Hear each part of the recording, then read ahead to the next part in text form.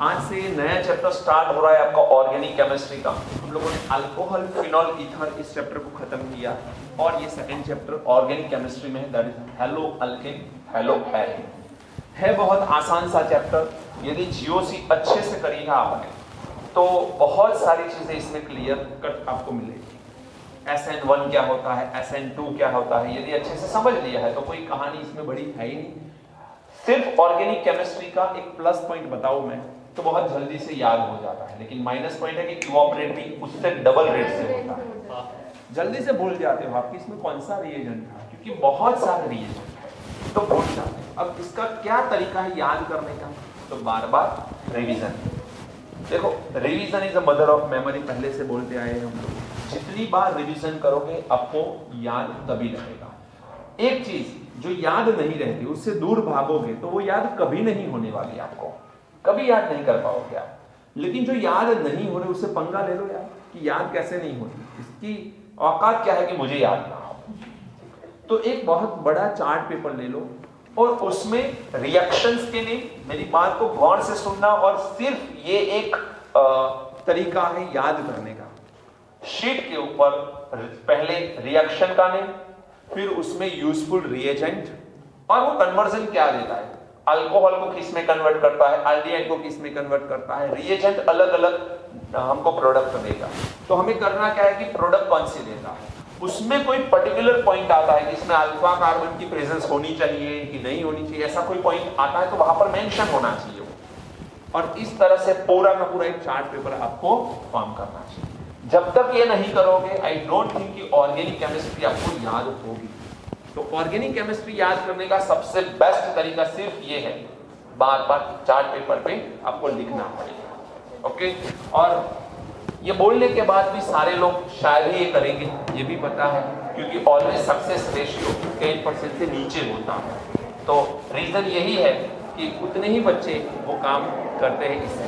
तो जितने बच्चे ये काम करेंगे उनको ये बेनिफिट होगा, जो काम नहीं करेंगे उनको बेनिफिट नहीं होगा। और लेजीनेस अब आप अफोर्ड नहीं कर सकते हो। You don't have so much time, बहुत कम टाइम है आपके पास। फरवरी नीट के एस्पेक्ट से भी देखें तो फरवरी, मार्च, अप्रैल 3 महीने, 90 डेज आपकी लाइफ बना भी सकते हैं और बिगाड़ भी सकते हैं। दो अजम्पशन देख, मींस दो अज्यूम करो, दो चीजें। पहली कि आपके 720 में से बहुत बढ़िया मार्क्स आए, नियर टू 700 और 700 प्लस, और आप उस दिन स्कूल में आ रहे हो रिजल्ट देखने के बाद, तो शायद सिचुएशन ऐसी होगी कि पीछे बैंड होगा। हो सकता है ये सिचुएशन, और इतने खुश होंगे आप कि आपको जब ऐसे छू मिले तो शॉक हो जाए। इतने एक्साइटेड मोड में होंगे, बॉडी में ब्लड इस तरह से फ्लो करता होगा कि ब्लड प्रेशर हाई होने के बावजूद भी वो नॉर्मल दिखेगा। तो ये सारी चीजें आपकी बॉडी में होगी, लेकिन कब, जब आपका रिजल्ट अच्छा आया होगा। सेकेंड सिचुएशन को जरा फेस करो कि रिजल्ट अच्छा नहीं आया, मान के चलो 300 या नियर टू 400 मार्क्स आ गए, और आपका मेडिकल में गारंटेड सिलेक्शन नहीं होने वाला, उसमें गारंटेड होने वाला था, अब गारंटेड नहीं होने वाला। आप मुलक्का के आगे स्कूल में मम्मी पापा के साथ, हमारे पास दोनों सिचुएशन में आपको देने के लिए क्या है, दोनों सिचुएशन में हमारे पास आपको देने के लिए क्या है, तो 2 वर्ड्स, कॉन्ग्रेचुलेशन बेटा, बहुत बढ़िया से पढ़ना पहली कंडीशन में, और हमें प्राउड है आपके ऊपर, बोलेंगे ऐसा। सेकेंड कंडीशन में क्या बोलेंगे, बेटा होता है, जिंदगी यहां पर खत्म नहीं होती, कैपिटल। आश्वासन के अलावा क्या होगा हमारे पास, बताओ, सेकेंड कंडीशन में। लेकिन इस मार्कशीट के साथ लाइफ किसको जीनी, आप लोगों को। आपका एक ड्रीम रहा है पहले से कि हमें ये बनना है, ये बढ़िया कॉलेज में इंजीनियरिंग करनी है, या फिर मेरे नाम के आगे DR डॉट होना चाहिए, जब मेरा घर बने तो इसके आगे जब नेम प्लेट लगे तो उसमें DR डॉट करके या ER डॉट करके एक नेम प्लेट हो, अच्छी डेजिग्नेशन वाली, जिससे लोग पहचाने, राइट। अब ये एक्चुअल में ये सारी चीजें कब हो सकती है, ये 90 डेज डिसाइड करेंगे आपके। ये 90 डेज अच्छे से काम कर लिया तो जिंदगी कहीं और हो सकती है। अच्छे से काम नहीं किया, क्लासरूम में भी स्टूडेंट ध्यान नहीं रखते हैं। कभी कभी मैंने देखा है ऐसे सो गए कुछ लोग, नीचे देख रहे हैं। क्या नीचे देख रहे हो आप? बोर्ड इधर है, डिजिटल है नहीं चीजें जो बेंच के ऊपर लाइव टेलीकास्ट करे, तो आप कहां देख रहे हो? आप क्यों टाइम वेस्ट कर रहे हैं? और फिर जब मार्क्स नहीं आते हैं तो आप रीजंस ढूंढने बैठते हो कि क्या क्या रीजंस थे जो मेरे मार्क्स नहीं आए, सिवाय कि वन जो एक्चुअल में रीजन था। आपने काम नहीं किया, वो एक्चुअल रीजन था, बट इसके अलावा सारे बाकी के सर्कमस्टेंसेस आप ढूंढने लगते हो। कोई भी बंदा ऐसा नहीं सोचता कि मेरी वजह से फेलियर हुआ, कोई नहीं सोचता है। और जो सोचते हैं और एक्सेप्ट करते हैं वो लीडर बन जाते हैं, क्योंकि फेलियर को एक्सेप्ट करने के लिए बहुत बड़ी हिम्मत चाहिए। जैसे सक्सेस है मेरी वजह से हुई है, ऐसा तो बहुत आसानी से मान लिया जाता है और ये प्राउड भी होता है कि लोग मेरी वाह-वाह करें। बहुत सारे लोगों के फोन आए मेरे ऊपर, मैं उनको टिप्स दूं कि मैंने कैसे किया, क्या किया, लोग इंटरव्यू लेने आए मेरा, ये सारी चीजें हैं। बट पॉइंट तो ये है बेटा कि जब फेलियर आए तब यदि आप एक्सेप्ट करते हो कि मेरी वजह से ये फेलियर है, मैंने काम नहीं किया इसलिए मार्क्स नहीं आए, या मेरी ये गलती थी, शायद काम किया बट मेरी ये गलती हुई इसी वजह से ये नहीं हुआ, ऐसा मान लेते हो तो यू आर लीडर। क्योंकि दोनों सिचुएशन में काम रहना, दोनों सिचुएशन में एक जैसे रिस्पॉन्ड करना बहुत बड़ी है। आपने शॉलिन शॉकर मूवी देखी? शॉलिन शॉकर देखा है कि नहीं? नहीं देखी है तो देख लो, भले टाइम बिगड़े, देख लो। 2 घंटे की मूवी, 2 घंटे भी नहीं पूरी, देख लो। उसमें एक एक वर्ड को समझना, एंजॉयमेंट सर ने बोला है ना तो मूवी देखनी है, ऐसा नहीं। एक्चुअल में उसमें से मैसेज लेना है। किसी को भी किस तरह से कन्विंस किया जाता है काम करवाने के लिए, काम का मतलब क्या होता है, काम किसे बोला जाता है, और अचीवमेंट होने के बाद आपका रोल क्या होना चाहिए, सारी चीजें एक्सप्लेन वहां पर हो जाती है। गली से निकलता हुआ एक लड़का कहां पहुंचता है, जो फुटबॉल बहुत बढ़िया खेलता है और ऐसी टीम खड़ी करता है जो इम्पॉसिबल है कंट्रोल करना, और वो कंट्रोल करता है। उसमें कुछ लोगों में एक्सेस पावर है पैर में, और एक्सेस पावर है तो वो फुटबॉल को भी चीर डालते हैं। तो उसे कैसे कंट्रोल किया जाए, ये सारी चीजें वहां पर बताई गई है और उसकी कुछ सिस्टम भी बताई गई है। और जब वो पूरी चीजें जीत जाता है और उसको कप मिलता है, पूरा एक जो सीरीज होती है वो जीत जाता है और वो उसको कप मिलता है, तो वो देने वाला पूछता है कि अब क्या? उसने बोला नेक्स्ट कप की बारी है। वो सेलिब्रेट हो गया, दैट्स इट, ये अचीवमेंट हो गया, नेक्स्ट अचीवमेंट। समझ में आ रहा है पॉइंट? इसी का नाम लाइफ है बेटा। एक गोल डिसाइड करो, अचीव करो, सेलिब्रेट करो, फिर नेक्स्ट गोल डिसाइड करो, अचीव करो, सेलिब्रेट करो, ऐसा ही होना चाहिए। और जब जिंदगी खत्म हो जाए तो एक गोल रहना चाहिए जो अचीव नहीं हो पाए, because life is not there. यही जिंदगी है। बाकी के लोग जिंदगी जो काट रहे हैं ऐसे ही काटनी है, तो फिर एनिमल और हम में कोई फर्क नहीं है। तो अचीवमेंट होना चाहिए। आपको अपने आप से सवाल पूछना है कि मैं जो पहले था क्या बेहतर हुआ? बेहतर हुए तो आप जिंदगी अच्छे से जी रहे हो। पुरानी फोटोग्राफ देख के आपको परेशानी होनी ही चाहिए कि इतना लल्लू दिखता था।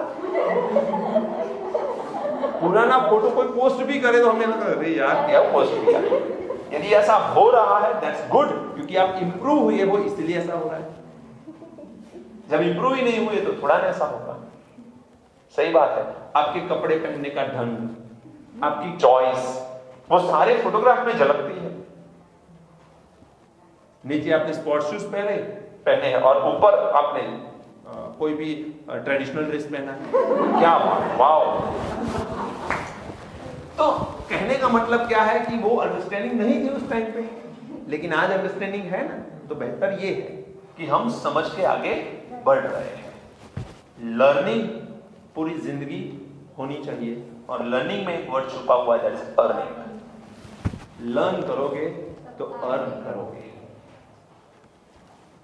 जनरली यंगस्टर को पूछते हैं तो पहले इतना ही पूछते हैं सवाल, सैलरी कितनी दोगे?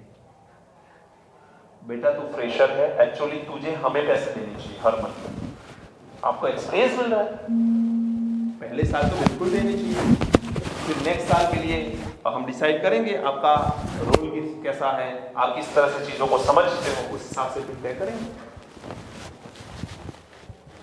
राइट।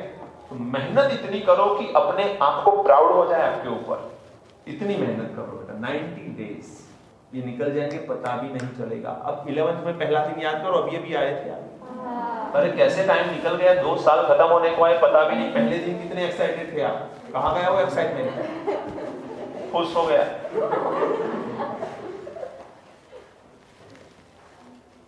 राइट, तो एक्साइटमेंट रहना चाहिए और काम करना है। चलिए शुरू करते हैं नया chapter, hello alkane hello Erin compound. देखो बेटा, हेलो अल्केन और हेलो एरिन कंपाउंड जो होते हैं, पहले तो फॉर्म किस तरह से होते हैं आपको ये पता होना चाहिए कि हम R लिखते हैं जनरली ऑर्गेनिक केमिस्ट्री में टू रिप्रेजेंट अल्केन, और AR लिखते हैं जनरली एरोमेटिक कंपाउंड को रिप्रेजेंट करने के लिए।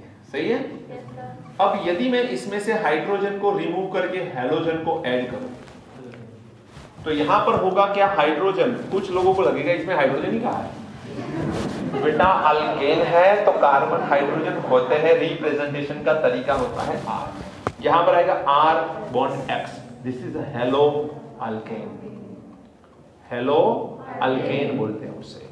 और यदि इसमें से मैंने हाइड्रोजन को रिमूव किया और हैलोजन को ऐड किया तो यहां पर बनेगा ARX, that is hello arene.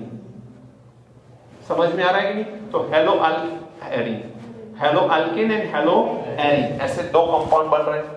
फर्क सिर्फ इतना सा है कि इसमें एरोमेटिक कंपाउंड होते हैं और इसमें अल्काइल कंपाउंड होते हैं। अब पहला पॉइंट यहां पर आता है कि इसका यूज क्या है, ये क्यों बना रहे हैं।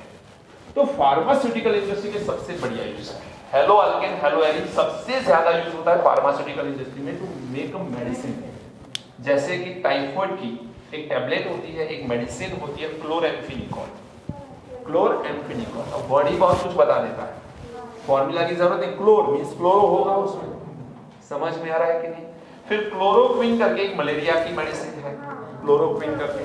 तो क्लोरोक्विन, अब क्वीन है व्हाटएवर, बट क्लोरो तो है, राइट।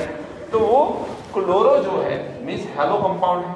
फिर आपको पता होगा एक कंपाउंड के बारे में आपने सुना होगा CHCl3, क्लोरोफॉर्म। क्लोरोफॉर्म क्या काम करता है, बेहोश करने के लिए यूज करते हैं, राइट। कुछ लोग बिना क्लोरोफॉर्म की क्लासरूम में तो बेहोश हो ही जाते हैं, उनको जगाना पड़ता है, बेटा जागो, कुछ करना है, उठो जागो ने देह प्राप्ति सुधी मंड्या रहो, स्वामी विवेकानंद को याद करवाना पड़ता है।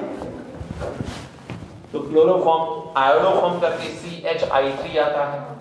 फिर आपको ये भी पता होगा कि आयोडीन हमारे गले के अंदर थायराइड जो होता है उसके पीछे आयोडीन यदि एब्सेंट है या डेफिशिएंसी है आयोडीन की तो ग्वाइटर करके एक डिसीज होती है, ग्वाइटर करके, इसमें गला जो है वो फूल जाता है, तो इसमें फिर गोल्ड का खर्चा ज्यादा बढ़ जाता है। सीधी सी बात है, कुछ भी पहनोगे तो थोड़ा सा गोल्ड ज्यादा लगेगा, ये तो पार्ट ऑफ द जोक है। बट पॉइंट ये है कि डिसीज होती है डेफिशिएंसी ऑफ आयोडीन। थायरॉक्सिन वहां पर क्या बोलते हैं उसे, ग्लैंड बोलते हैं शायद, थायराइड ग्लैंड, ओके। और सिक्रेशन होता है थायरॉक्सिन का, तो उसमें आयोडीन होता है। जब आयोडीन वहां पर डेफिशिएंट होता है तो वाइटर होता है। तो बहुत सारी चीजें हैं जो हम लोग ड्यूरिंग द चैप्टर पढ़ने वाले हैं। और एक चीज याद करो, इसमें और हाइड्रोजन को मैं सब्स्टिट्यूट करके CCl4 बना लूं, टेट्राक्लोरोमीथेन भी बोलते हो या कार्बन टेट्राक्लोराइड भी बोलते हो, ये बहुत बढ़िया सॉल्वेंट है, बहुत बढ़िया सॉल्वेंट है CCl4। और एक चीज बताओ, कोई भी इंडस्ट्रियल या प्रैक्टिकल लैब में चले जाओ, आप इंडस्ट्री में चले जाओ, प्रैक्टिकल लैब में, तो इनिशियल सब्सटेंस के तौर पे हेलो कंपाउंड का ज्यादा यूज होता है। कोई भी फाइनल प्रोडक्ट कोई भी बनानी हो, लेकिन इनिशियल जो सब्सटेंस लेना पड़ता है हम लोगों को, उसमें हम लोग ज्यादातर किसका यूज करते हैं बेटा, हेलो कंपाउंड का यूज करते हैं। समझ में आ रहा है। तो इनिशियल कंपाउंड का मतलब क्या है, इनिशियली वो लेंगे जिसमें से फाइनल प्रोडक्ट हम बनाएंगे। अंडरस्टूड। तो चैप्टर में वो रिएक्शंस भी देखोगे तो पता चलेगा आपको कि कौन से प्रोडक्ट हमें मिल सकते हैं, राइट। आज हम लोग देखने वाले क्लासिफिकेशन ऑफ हैलो कंपाउंड। नोट करो।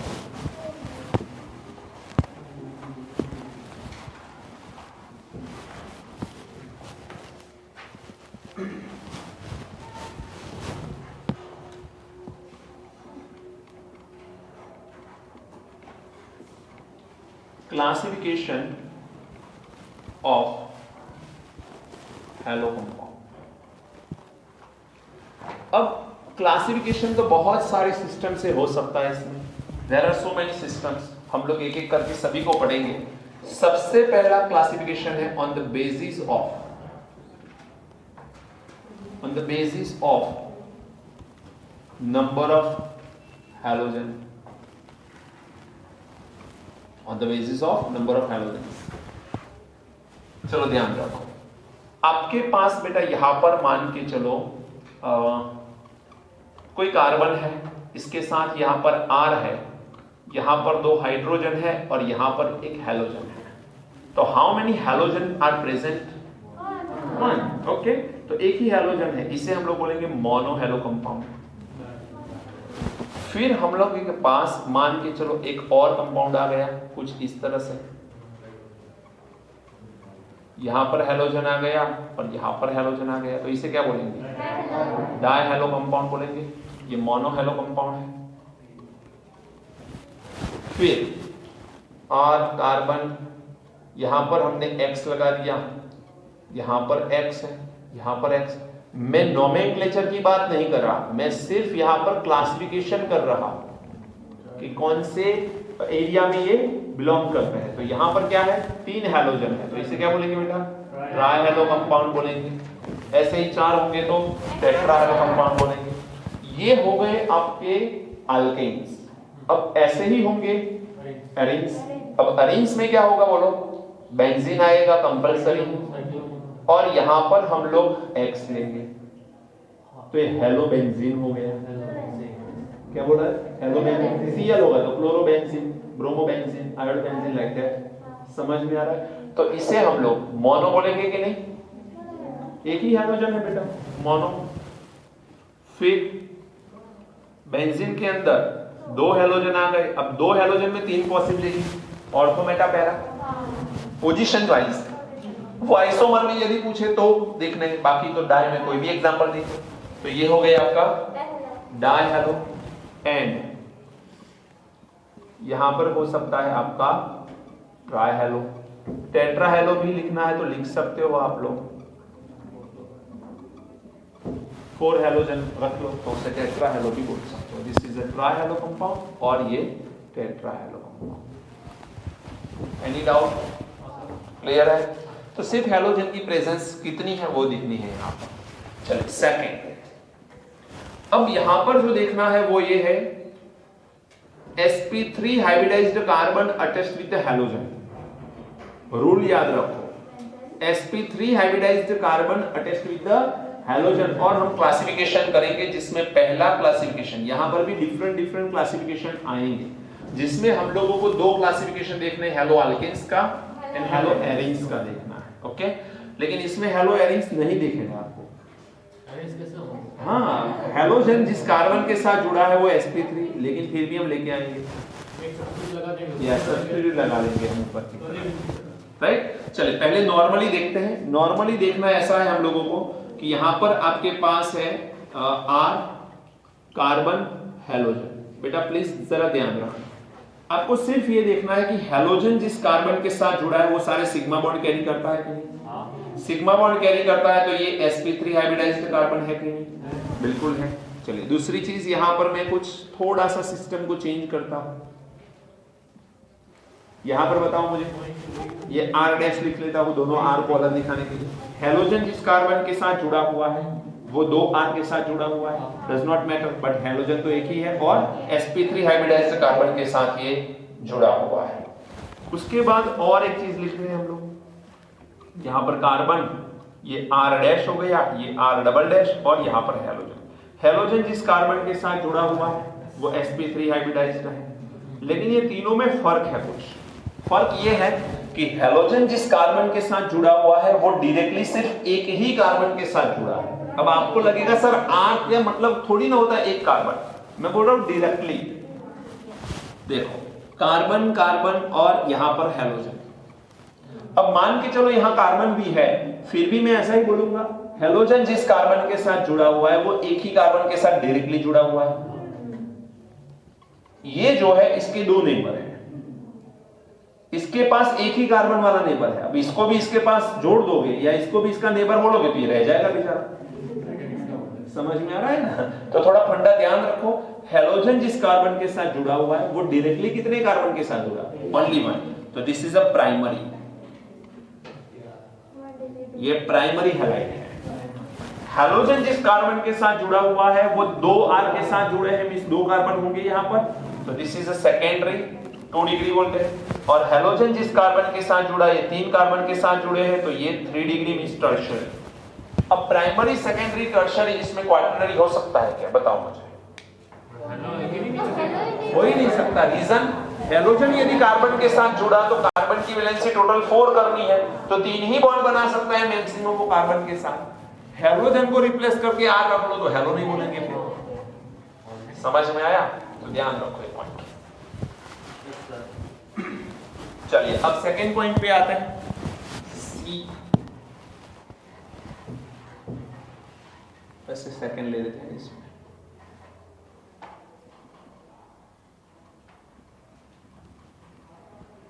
एलाइलिक हैलाइड बोलते हैं उसे।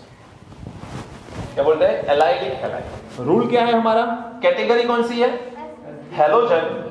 बेटा प्लीज, हैलोजन जिस कार्बन के साथ जुड़ा हुआ है वो sp3 होना चाहिए। तो इसमें तो फॉलो हुआ। इसमें एलाइलिक हैलाइड। मुझे ये बताओ एलाइलिक ग्रुप किसे बोलते हैं? पता है आपको? देखो CH2 double bond CH bond CH2, इसके ऊपर नेगेटिव चार्ज है। नेगेटिव चार्ज का मतलब होता है लोन पेयर। अब यहां पर हाइड्रोजन है कितने? 2। तो 2 सिग्मा, 1 सिग्मा ए, और हम लोग हाइब्रिडाइजेशन में लोन पेयर भी गिनते हैं। तो ये पहला कार्बन कौन सा वाला हुआ? sp3 हाइब्रिडाइज्ड कार्बन हुआ। कौन सा वाला हुआ? sp3 हाइब्रिडाइज्ड कार्बन हुआ। अब यदि ये sp3 हाइब्रिडाइज्ड कार्बन है तो उसके साथ वाला कार्बन sp2 कार्बन है। देखो, तो इस कंडीशन को एलाइलिक ग्रुप बोलते हैं। This condition is known as a allylic group. Okay, अब एलाइलिक ग्रुप में करना क्या है? हैलोजन को ज्वाइन करना है। CH2 double bond CH bond CH2 bond X। X को आप Cl लगा दो, Br लगा दो, डज नॉट मैटर, लेकिन X, तो ये हो गया एलाइलिक हैलाइड। तो रूल यहां पर ये है कि हैलोजन जिस कार्बन के साथ जुड़ा हुआ है वो sp3 होना चाहिए, और उसके साथ जो कार्बन जुड़ा हुआ है वो sp2 होना चाहिए, उसी को एलाइलिक हैलाइड। ये रूल। कोई डाउट है इसमें? मुझे ये बताओ क्या इसे मैं एलाइलिक बोल सकता हूं?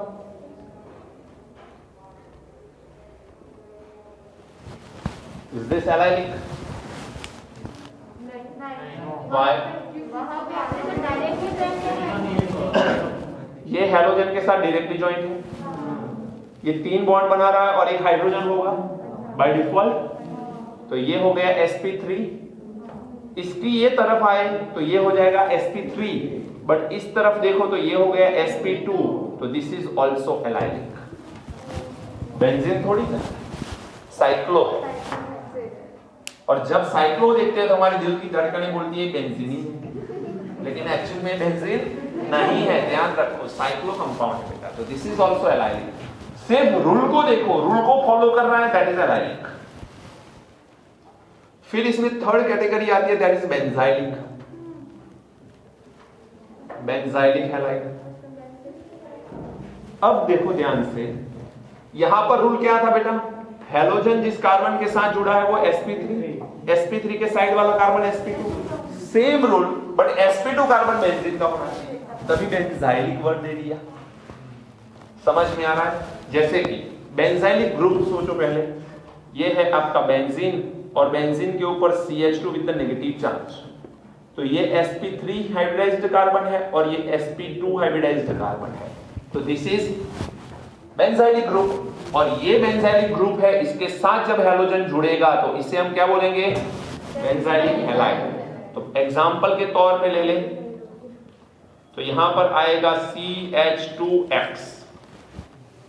अब इसमें कैटेगरी यदि मैं डिफाइन करूं तो डिफरेंट कैटेगरी आप बना सकते हो, जैसे कि CHX और यहां पर मैंने एक R रख लिया,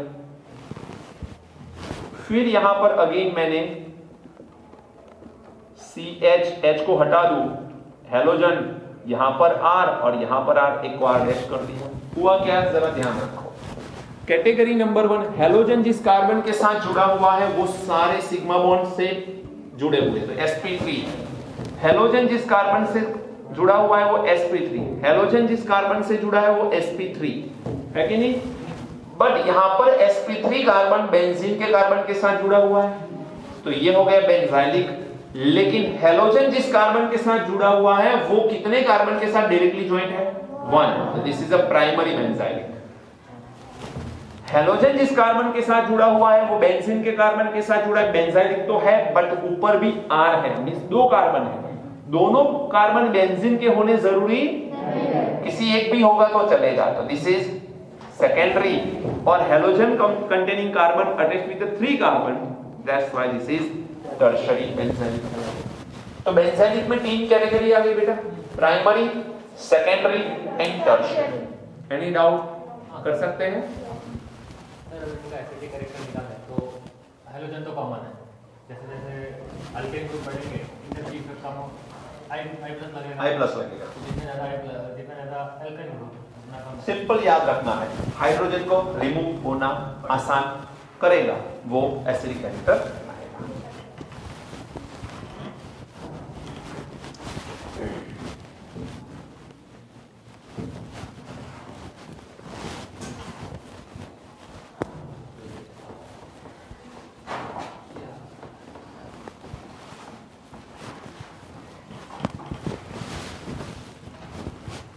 चलिए बेंजाइलिक हो गया।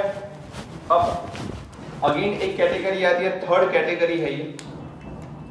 थर्ड कैटेगरी में ध्यान रखना है, हेलोजन जिस कार्बन के साथ जुड़ा हुआ है वो कार्बन sp2 हाइब्रिडाइज्ड कार्बन है, vinylic. Yes, very good.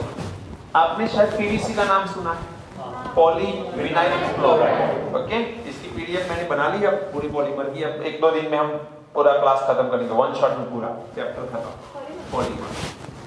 Okay, 2-3 घंटे आपको घर पे ही बैठना है विद लैपटॉप। अब ध्यान रखना, हेलोजन जिस कार्बन के साथ जुड़ा हुआ है वो कार्बन sp2 हाइब्रिडाइज्ड कार्बन है, राइट। तो ये हम लोग बोलेंगे, इसमें 2 कैटेगरी आती है। इसमें से पहली कैटेगरी है दैट इज विनाइलिक। पहली कैटेगरी कौन सी है, इसको C बोलते हैं शायद आप, C। और इस कैटेगरी में पहला जो पार्ट आएगा उसे बोलेंगे हम लोग विनाइलिक, विनाइलिक हैलाइड।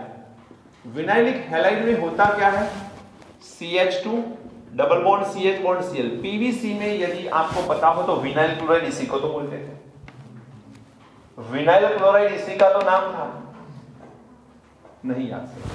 ओके, कोई फर्क नहीं पड़ता। यहां पर देखो, हेलोजन जिस कार्बन के साथ जुड़ा हुआ है वो sp2 वाला है कि नहीं, और sp2 वाला है तो इसे विनाइलिक बोलना है। क्या इसे हम विनाइलिक बोल सकते हैं, जरा सोच के बताओ। बिल्कुल बोल सकते हैं। साइक्लो भले है, बेंजीन नहीं है, तो यहां पर ये sp2 हाइब्रिडाइज्ड कार्बन है और हेलोजन है, तो इसे विनाइलिक हैलाइड बिल्कुल बोल सकते हैं बेटा। चलिए, देन आता है बेंजाइलिक।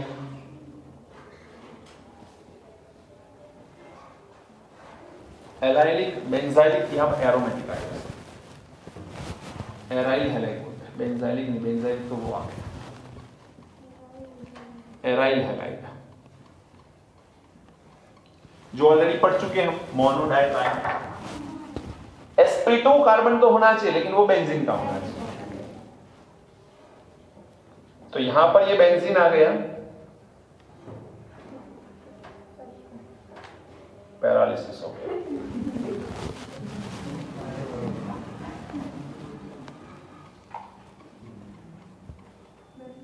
पहली बार आपने बेंजीन ड्रॉ किया था, सोचो कैसा था।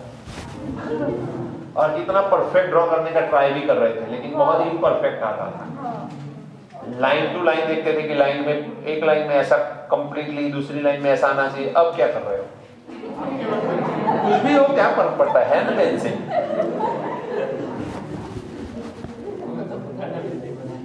This is halobenzene. क्लोरोबेंजीन बोल सकते हो, Cl है तो, Br है तो ब्रोमोबेंजीन बोल सकते हो। इसमें भी मोनो डाई ट्राई ऑलरेडी हम लोग देख चुके हैं, तो ये पता है आप लोगों को। ओके, अब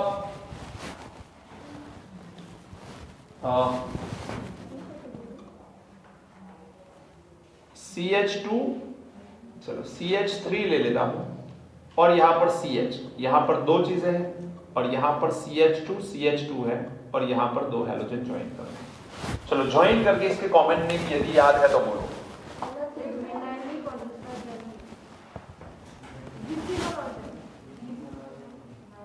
गुजराती मीडियम इसमें मिस्टेक है, इसलिए मैंने इंग्लिश मीडियम में पूछा था।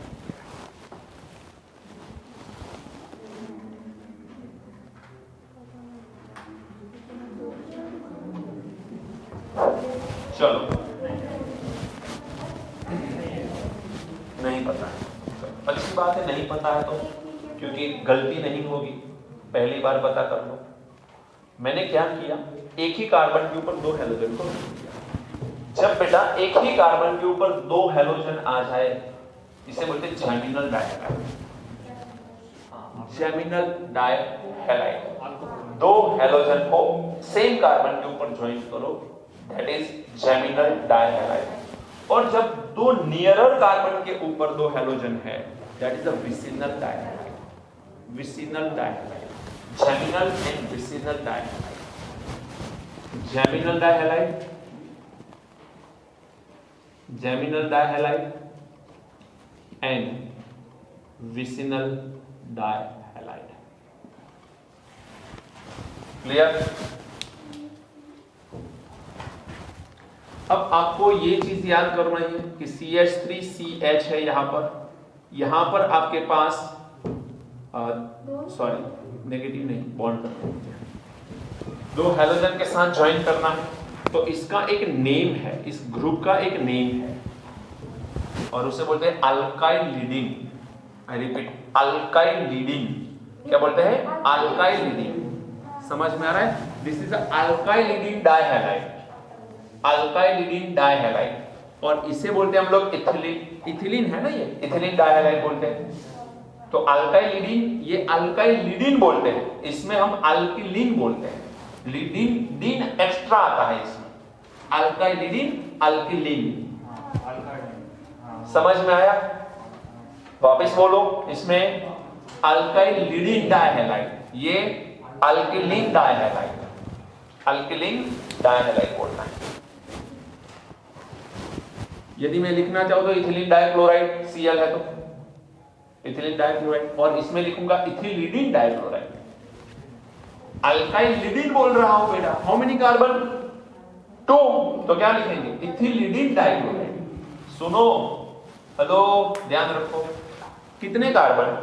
2। एक ही कार्बन के ऊपर दो हैलोजन आ रहे हैं, तो उसको बोलना है अल्काइल लीडिन। बट दो कार्बन है तो इथिन आएगा, इथेन आएगा, तो इथिलीडिन, इथिलीडिन डाइक्लोराइड, Cl है तो, और इसमें इथिलीन डाइक्लोराइड। ये अल्किलीन है और ये अल्काइल लीडिन है। समझ में आया?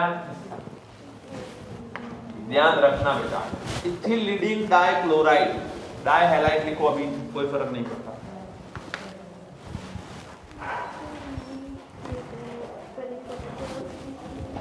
इथिलीडिन,